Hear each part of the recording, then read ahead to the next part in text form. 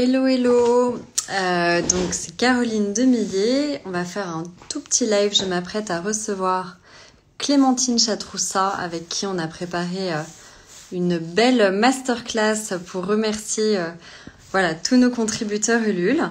Donc voilà Clémentine qui arrive. Donc je l'invite tout de suite à rejoindre. Hop. Clem, est-ce que tu peux m'envoyer une petite requête? Et Loana. Alors, attends. Donc, Clémentine va nous rejoindre et va nous expliquer le contenu de sa masterclass qu'on vous prépare, dont le but est vraiment d'aider les femmes à mieux comprendre. Je t'exprends tout de suite. Et voilà, Clémentine va rejoindre. Donc l'idée, c'est de vous offrir une petite masterclass pour voilà, remercier toutes nos contributrices de la campagne Ulule et voilà, de travailler sur l'équilibre hormonal. Donc on a trouvé notre spécialiste qui nous fait beaucoup de bien, donc Clémentine Chatroussa de Self Love Home, un site que je vous invite à consulter parce qu'il y a plein de témoignages superbes voilà, de femmes sur le bien que tu leur fais. Et moi, ce que j'aime beaucoup chez toi, c'est que tu mixes à la fois donc, de la pratique. C'est un peu le but de la masterclass, on va en reparler, mais c'est vraiment des tutos, des exercices très pratiques qu'on peut reproduire chez soi.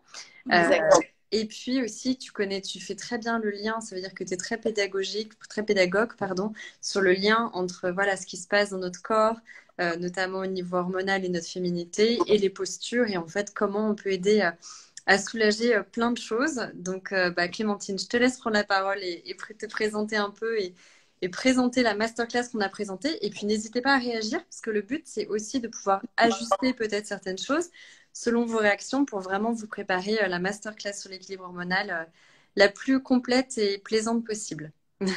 Donc, alors, bonjour Caroline, j'espère que tu vas bien. Toi, tu as une sublime lumière sur ton visage. Moi, je suis désolée. Tu sais quoi? C'est chez moi, c'est la lumière naturelle. Je me mets près de moi, la lumière est derrière, c'est une catastrophe, mais c'est pas très grave. C'est l'avantage de ça. Parce qu'il y en a certaines que je connais bien. Donc, merci d'être là. Coucou Judith.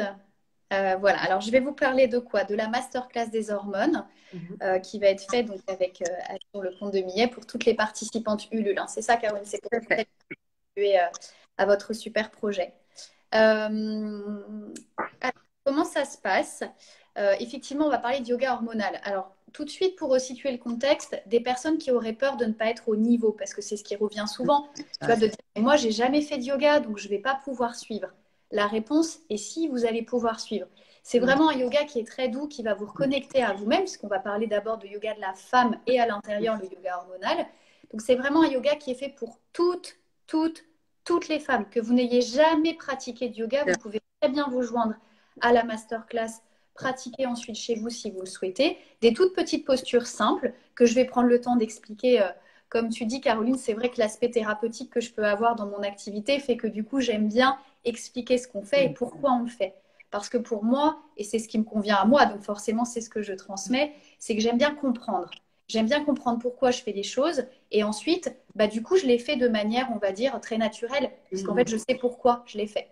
Puis tu relis ça de manière très naturelle parce que par exemple, tu dis quand on dit qu'on a mal au rein dans le bas du dos, tu arrives tout de suite à trouver un exercice ou un exemple pour dire voilà comment on peut soulager ça par une posture. C'est pas forcément le rein. Enfin, tu as cette expérience justement à la fois du yoga hormonal et puis je pense que tu t'es beaucoup intéressée au système endocrinien en particulier, qui fait que effectivement ça permet d'avoir des exercices très concrets pour certains symptômes qui reviennent souvent. Quoi. Pour la petite histoire, moi je n'avais pas vraiment notion, je suis assez passionnée d'anatomie depuis assez longtemps, mais je n'avais pas vraiment notion de l'importance du système hormonal et c'est vrai quand j'ai fait ma formation de yoga de la femme, là je me suis dit mais waouh, en fait on nous explique pas forcément assez et surtout nous en tant que femmes à quel point notre système hormonal il est subtil, complexe mais magique. Et du coup, c'est vrai quand on a connaissance de ça, en fait, on ne peut plus faire comme si on ne savait pas. Et on se dit, ok, tiens, quand je fais ça, ça va agir là-dessus. Et j'ai surtout les moyens d'ajuster ou de me sentir mieux en fait dans mon corps avec certains outils. Et j'ai envie de dire, le premier outil que je peux donner, c'est la respiration. Et on va dire que 80% de la population ne sait pas ou respire mal. Donc, c'est déjà un outil magique. C'est la vie. Enfin, tu vois, donc déjà, rien que ça, oxygéner les cellules, permettent vraiment à tout notre système de fonctionner, bah, c'est déjà quelque chose qu'on va apprendre dans la masterclass. Et justement, ouais, la manière dont tu l'as fait, je trouve que c'est hyper important parce qu'on en a beaucoup discuté toutes les deux. Et en fait, donc, on va expliquer, enfin, tu vas expliquer, hein, pardon, parce que moi, je suis ta spectatrice, mais pas mal le système endocrinien à la base, comment ça fonctionne. Mais vraiment, tu le fais de manière justement très pédagogique et très, en fait, très simple, mais pour juste expliquer les deux, trois systèmes de base. Et après, on a vraiment essayé de faire des exercices, en fait, qu'on pouvait facilement reproduire chez soi. Donc, tu parlais de la respiration, donc typiquement des techniques quelque chose de simple. Déjà, expliquer le système endocrinien de manière schématique. Donc, on ne va pas rentrer dans les détails puisque ça ne sert à rien, ce n'est pas le but. Mais au moins que vous puissiez déjà visualiser les différentes glandes. Une fois que vous avez déjà identifié les différentes glandes dans le corps, bah, encore une fois, vous allez mettre plus de conscience dans un exercice particulier. Donc, ça, c'est la première chose.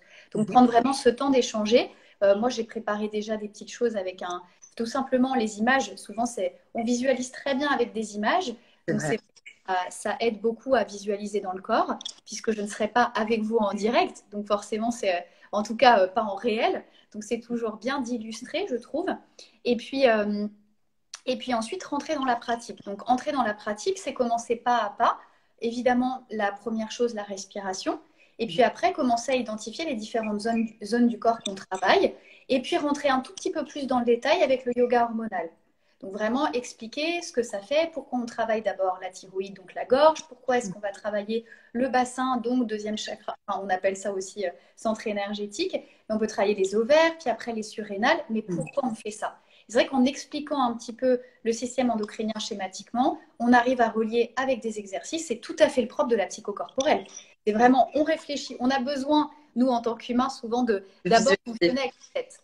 On a besoin de savoir. Et puis, on lâche un peu le mental et là, on vient dans le corps. Et là, on parle de sensations, on parle de ressenti. Ça, c'est propre à soi. Mais c'est vrai que l'idée de se connecter à ses propres sensations, à ses ressentis, ben on se dit, waouh, il se passe des choses dans mon corps. Mais ça change tout, ça change tout. Et quand tu dis justement que quand on a quelque chose de particulier ou mal aux ovaires ou mal aux reins et qu'on peut effectivement ajuster ou tester une posture, on va tout de suite voir ce qui nous convient, ce qui nous convient pas.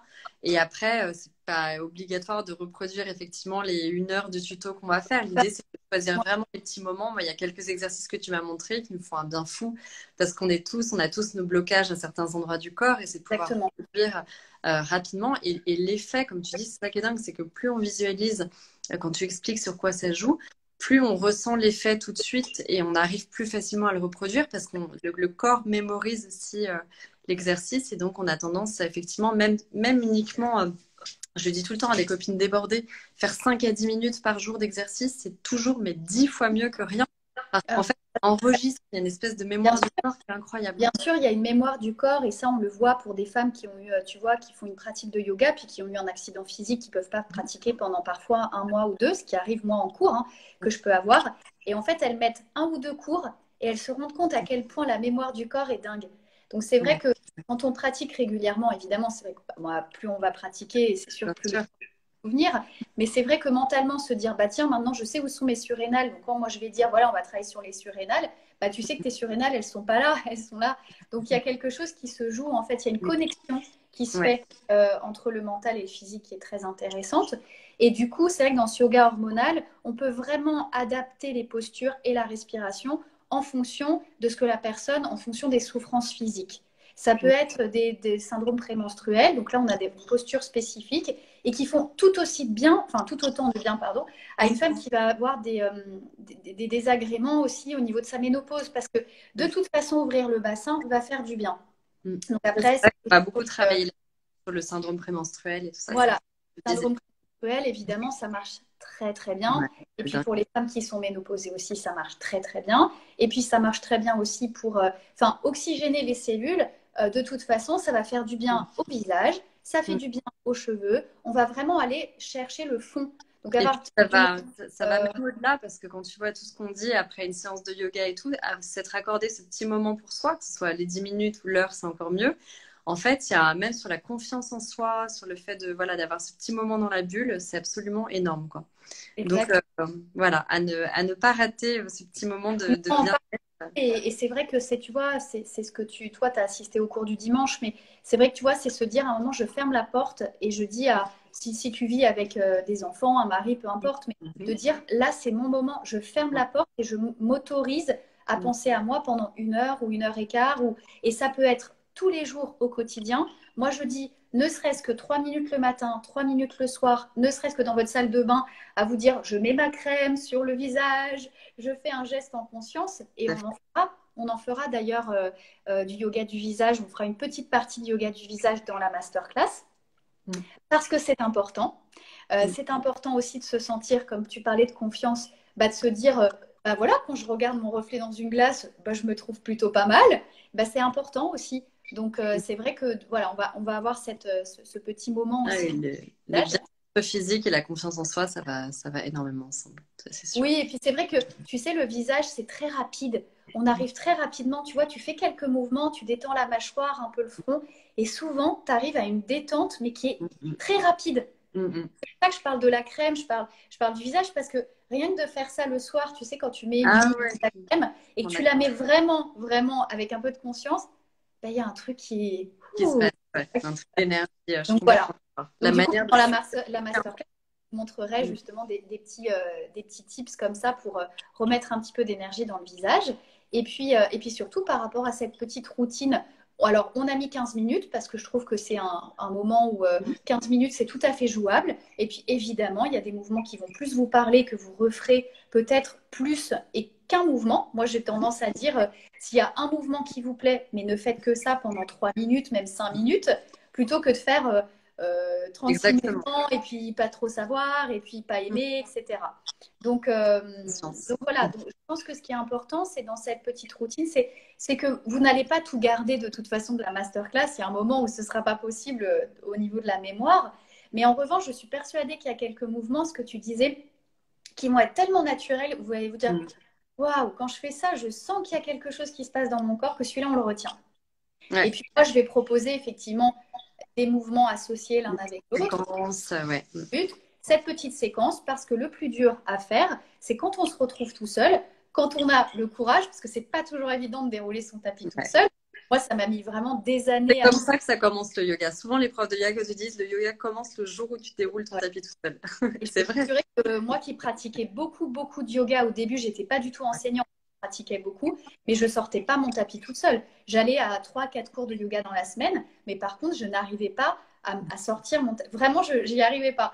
Donc, et à un moment, effectivement. Peut-être que le confinement a aidé parce que les gens sont plus habitués à faire les cours à distance et résultat, on a pris l'habitude de sortir notre tapis tout seul. Moi, je crois que le confinement a aidé.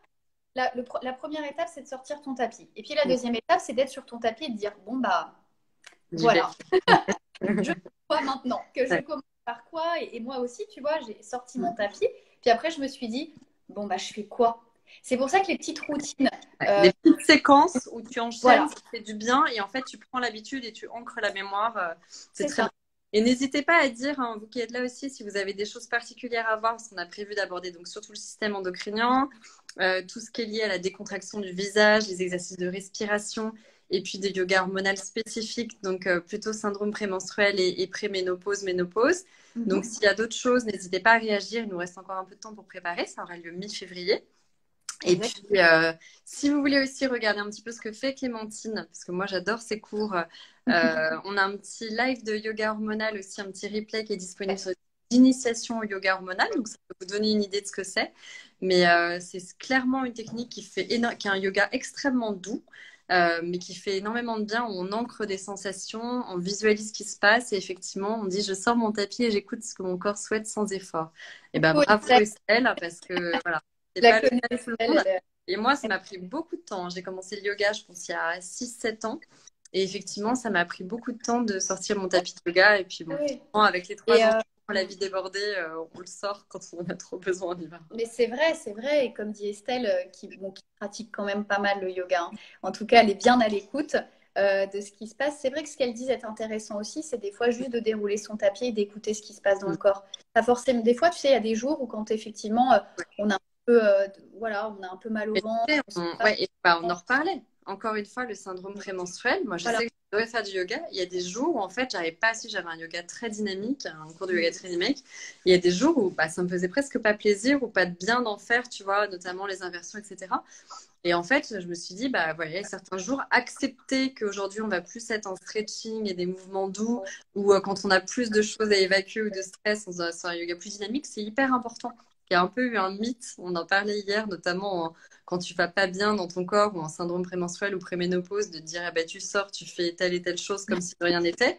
C'est un mythe. Les espèces de pubs, on disait avec les serviettes hygiéniques où elles vont faire du roller le jour de leur... Bah, il faut aussi prendre le temps voilà, de faire les choses à son rythme. Alors, la vidéo de yoga hormonal, c'est sur le compte de Millet, pardon. Le replay sur le compte de Millet. Ouais. Et Voilà. en plus ce qu'on avait fait, le cours que j'ai donné, il était le soir, il était à 20h, 20h de mémoire. Et Ouais. du coup, c'est vraiment, vraiment un yoga doux. Dans la masterclass, il y aura des exercices plus puissants qui ne veulent pas dire plus difficiles. Hein. Attention, c'est pas la même chose, mais juste plus puissants. Là, c'est vrai que le soir, on peut pas non plus. Moi, je vous recommande pas des respirations trop. Enfin, même le yoga hormonal, c'est vrai qu'il est plutôt à pratiquer le matin ou il est à pratiquer vers 16h, 17h, ok. Et c'est vrai qu'à 20h30, bon, bah, on évite de complètement booster le système hormonal et de réveiller un petit peu Faire un dans le sport corps. trop dynamique le soir, ça peut être difficile sur le sommeil après. On a plus de Exactement. mal à aller s'endormir. Ouais. Donc c'est vrai que le cours là il est très doux, alors que la masterclass sera un petit peu plus dynamique, comme ça vous doserez quand vous voudrez faire des postures. Après ça reste du yoga de la femme, ça reste de la douceur, ça reste de la reconnexion à soi et à son féminin. Donc vraiment une énergie qui va être dans le bassin, qui va être vraiment pour faire circuler toute cette belle énergie qu'on appelle aussi l'énergie yin, qui est une énergie de douceur, mais pas que, qui est aussi l'énergie de création, l'énergie fertile, fertile de ce qu'on a envie de manifester. Et on est vraiment dans une année de la manifestation.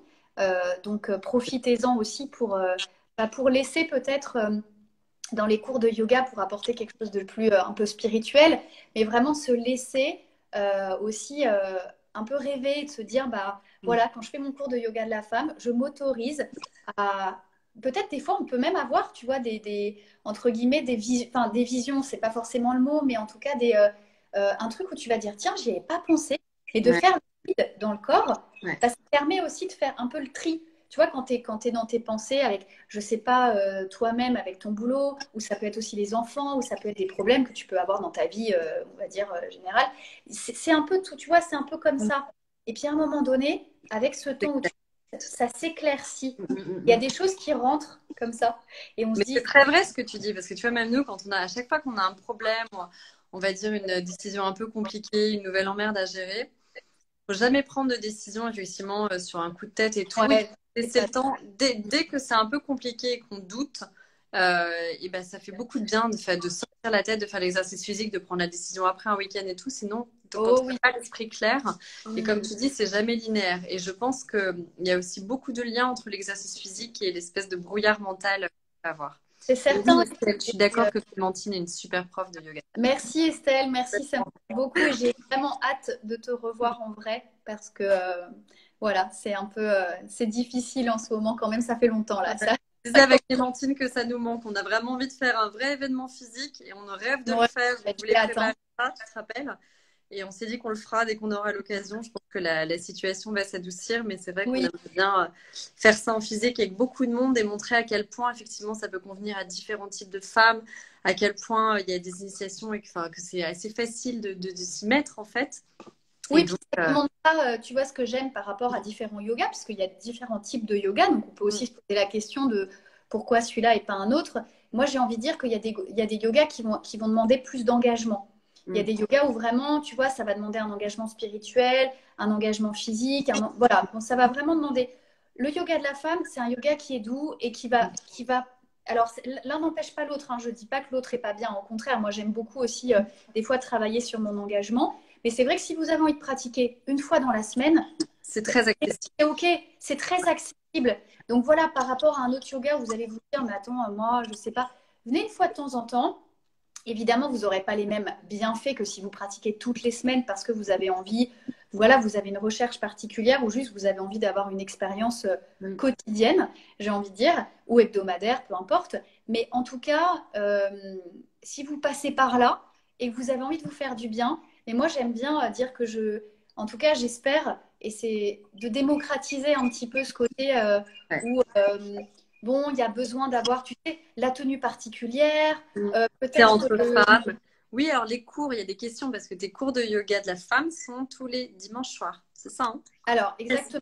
Je les ai appelés le self-love yoga, mais en réalité, c'est vrai que c'est des cours de yoga de la femme que j'ai un peu adaptés par rapport à la visio, parce que c'est vrai qu'en yoga de la femme et en yoga hormonal, principalement yoga hormonal, j'aime bien quand même avoir, quand c'est des cours réguliers, tu vois, avoir, connaître les femmes, leurs histoires, etc.